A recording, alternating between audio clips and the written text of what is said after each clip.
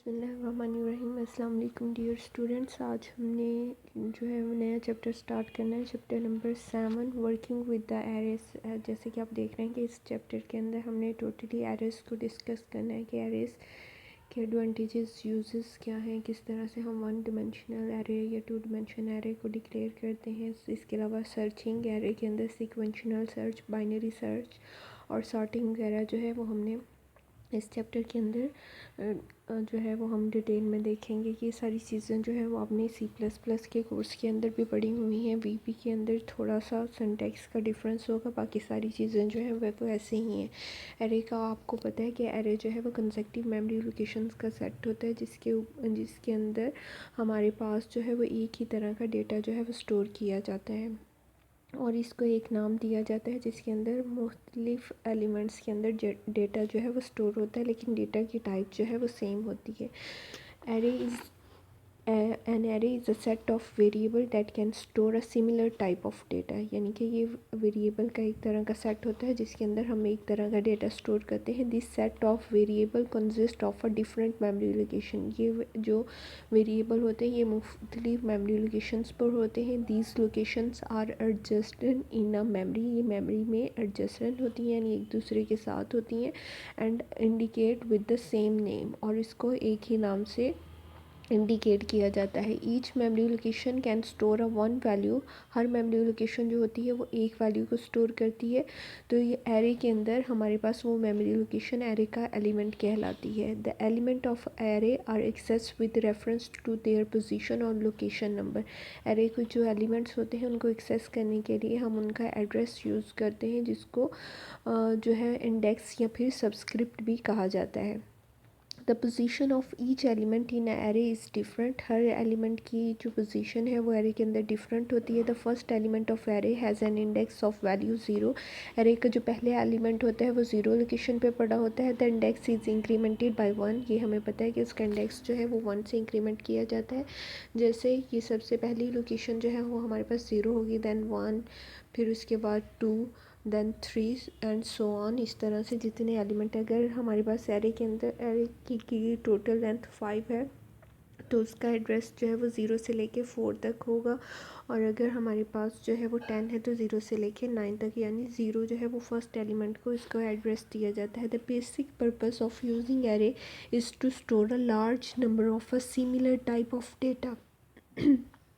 इसका क्या मतलब है कि एरे हम जो है वो यूज़ इसलिए करते हैं कि हम एक ही तरह का डेटा को लार्ज अमाउंट में सेव कर सकें। लार्ज अमाउंट ऑफ डेटा को जिसकी टाइप एक ही हो उसको सेव करने के लिए यूज़ होता है। For example 100 variable are required to store the marks of 100 student.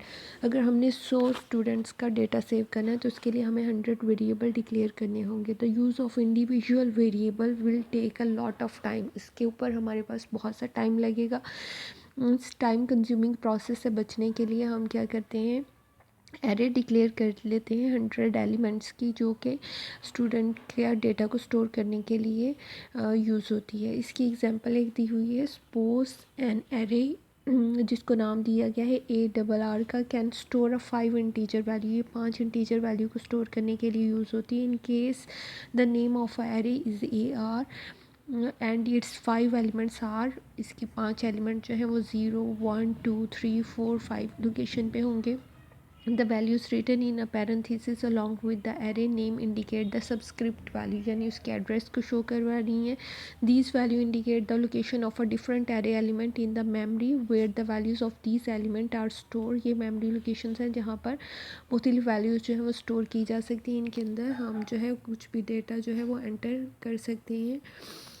अब इसके बाद लेकिन एक ही तरह का डेटा जो है वो सेम टाइप का, जिसके लिए जो हमने एरे की टाइप रखी होगी, अगर हमने इंटीजर रखी होगी तो हम इंटीजर टाइप का डेटा स्टोर कर सकेंगे। अगर हमने फ्लॉट रखी है तो हम फ्लॉट टाइप का डेटा जो है वो स्टोर कर सकेंगे।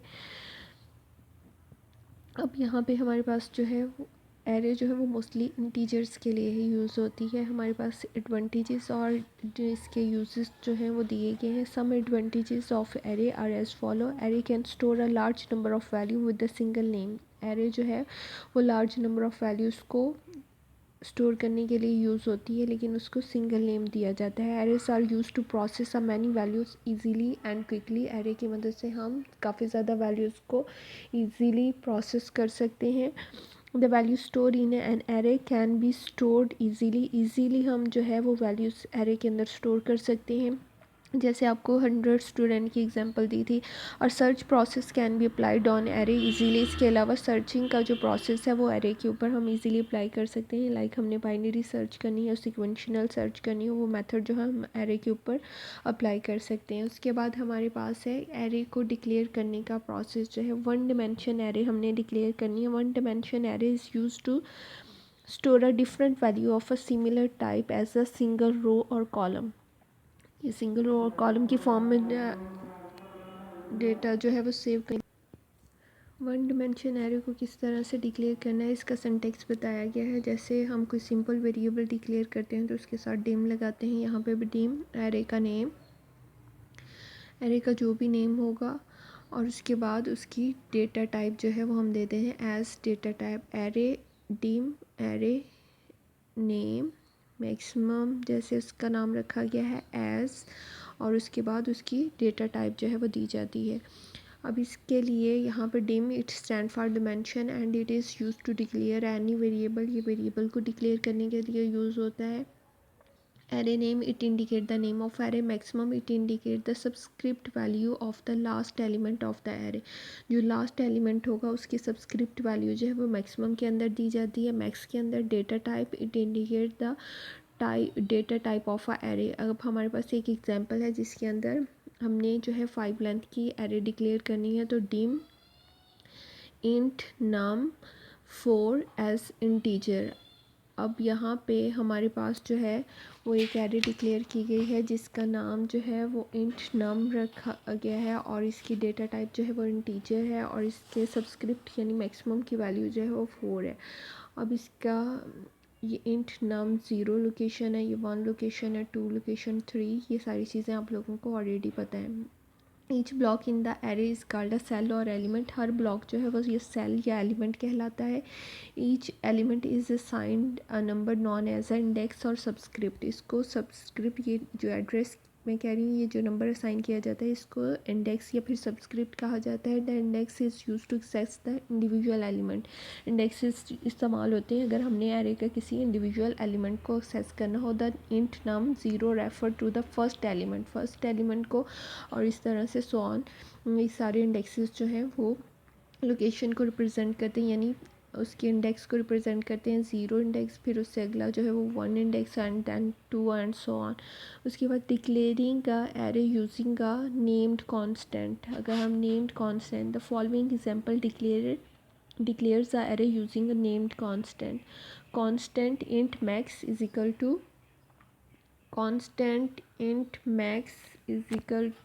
a name constant can be used to indicate the value of a last element of the an array। ये array के last element को जो है वो indicate करने के लिए use होता है। It also allows the programmer to refer to the upper subscript of the array easily using the named constant को इस्तेमाल करते हुए इसके ऊपर अपर सबस्क्रिप्ट को लिखा जाता है। The array size can be change quickly by changing the value of a name constant if needed. हम एरे का जो है वो साइज़ इजीली तब्दील कर सकते हैं। अगर हमें जो है वो चेंज करना हो उसके अंदर तो हम उसकी लेंथ जो है वो चेंज कर सकते हैं आसानी के साथ। इसकी एग्जांपल जो है वो दी गई है। अगर आप एग्जांपल को देखें तो यहाँ पे हमारे पास जो है कॉन्स्ट इंट मैक्स के नाम से एक एरे है, और इसके अंदर 7 जो है वो वैल्यू रखी गई है। Dim int marks int max as a integer कहता है। The above example declares an integer array. एक इंटीजर एरे जो है वो डिक्लेयर की गई है जिसका नाम जो है वो इंट मार्क्स रखा गया है विद द 8 एलिमेंट, और उसके अंदर 8 एलिमेंट्स हैं। The subscript value of the array will be a 0 to 7। Subscript value उसकी क्या है, 0 से लेकर 7 तक है। 0 से लेकर 7 तक इसके अंदर जो है वो इंडेक्सेस होंगे। 0 पहली लोकेशन होगी और 7 जो है इसकी लास्ट लोकेशन जो होगी। तो इस तरह से हम नेम कांस्टेंट करके भी एरे को डिक्लेयर कर सकते हैं। अब हम आसानी के साथ इसकी लेंथ जो है इस पोजीशन पे चेंज कर सकते हैं, 8 भी कर सकते हैं, 9 भी कर सकते हैं अगर हमें फ्यूचर में इसकी ज़रूरत हो। Declaring array with initial value, किस तरह से हम एरे को डिक्लेयर कर सकते हैं इनिशियल वैल्यूज़ के साथ। तो इसके लिए हमारे पास है the following example declares an array using initialization list. एक इनिशियलाइजेशन लिस्ट के ज़रिए भी हम ये डिक्लेयर कर सकते हैं। ये सारी चीज़ें जो है हमने पहले की हुई हैं। डिम इंट नाम जो है वो एरे का नेम है एज ए इंटीजर, इसके अंदर हम जो है वो वैल्यूज़ इनिशियलाइज़ कर रहे हैं, जैसे 10 20 30 40। तो ये 10 वैल्यू जो है वो 0 लोकेशन पे आ जाएगी, 20 वैल्यू जो है वो 1 लोकेशन से के। इसके अलावा हम जो है एरे के इंडिविजुअल इंडेक्सेस के ऊपर भी वैल्यूज़ को जो है वो साइन कर सकते हैं। Accessing array element, the array name and index of element is use to access a individual element of a array. जैसे एरे का नाम और उसका इंडेक्स, एरे का नाम इंट मार्क्स है और उसका इंडेक्स क्या है 0, तो उसके अंदर हम वैल्यूज़ जो है वो इस तरह से असाइन भी कर सकते हैं। ठीक है, उसके बाद है similarly the following example uses a variable n to access a third element of the array n is equal to 2 int marks n is equal to 100. The above method of entering data in an array becomes very lengthy. इस तरह से कहते हैं कि जो method होगा array के अंदर डेटा एंटर करने का वो बहुत लेंथी और टाइम कंज्यूमिंग होगा। If the array is very large, अगर तो एरे बहुत लार्ज होती है, for example 100 statements are required to store the data in 100 element, तो 100 स्टेटमेंट्स हमें लिखनी पड़ेंगी। This process can be made very simple and short by using a loop. Loop की मदद से हम इसको आसान कर सकते हैं, यानी अगर हमने 100 एलिमेंट के अंदर डेटा एंटर करना है तो उसके लिए हम लूप लगा देंगे जो कि 100 टाइम चलेगा। Loop are use to access the individual element of the array with less number of a statement. उसके लिए हमें थोड़ी स्टेटमेंट जो है वो लिखनी पड़ेंगी। Accessing a array element with the loop, accessing a array element with loop हम किस तरह से करेंगे, यानी लूप की मदद से हम आसानी के साथ उसको जो है वो एक्सेस कर सकते हैं। काउंटर वेरिएबल लगाएंगे और जिसमें हम इंडेक्सेस को यूज़ करते जाएंगे और एरे के एलिमेंट को एक्सेस कर लेंगे। ये चीज़ें भी आपने करी हुई। उसके बाद हमारे पास है एरे बाउंड चेकिंग। एरे की बाउंड चेकिंग करनी है तो वो कैसे करेंगे। Array bound checking in a visual basic check the subscript value when the statement access an array element. जब एरे की स्टेटमेंट जो है वो एरे के एलिमेंट को एक्सेस करती है तो उसकी सब्सक्रिप्ट वैल्यू को चेक करने के लिए इसको यूज़ किया जाता है। It does not allow the statement to use a invalid subscript. ये अलाउ नहीं करता यूज़र को कि वो इनवैलिड स्टेटमेंट, इनवैलिड सब्सक्रिप्ट को यूज़ करे एक्सेस करने के लिए एरे को। Suppose an array is declare as, एक हमने एरे डिक्लेयर की है जिसका नाम जो है इंट नाम है और इसके अंदर 5 इसकी लेंथ हमने दी हुई है एज इंटीजर। इंटीजर इसको डिक्लेयर किया है। द वैलिड सब्सक्रिप्ट रेंज, इसकी जो वैलिड सब्सक्रिप्ट रेंज होगी वो हमारे पास 0 से 5 तक होगी।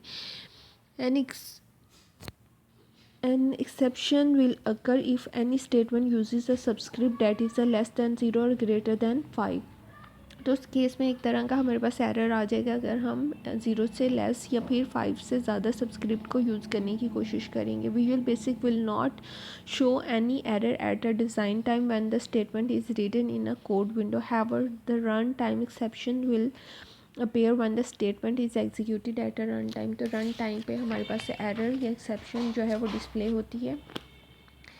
इसके बाद एक प्रोग्राम लिखा गया है, start visual studio and create a new project. एक नया प्रोजेक्ट जो है वो क्रिएट किया गया। Double click the button, button को आपने डबल क्लिक करना है और उसके अंदर जो है वो आपने उसके